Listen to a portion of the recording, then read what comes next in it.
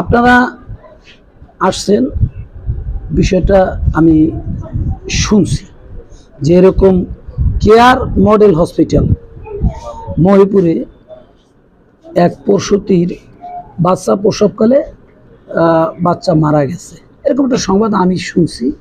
শোনার পরে আমি আমার থানা থেকে অফিসার ফোর্স তাৎক্ষণিক পাঠিয়েছি এবং তারা এখনও তদন্ত করতেছে। আমি শুনছি যেটা আপনারা যেটা বললেন যে ডাক্তারের চিকিৎসা করার কথা, সেখানে নার্স তাকে কি চিকিৎসা করছে। এক্ষেত্রে যদি আমরা বাদীর পক্ষ থেকে কোনো প্রকার অভিযোগ পাই,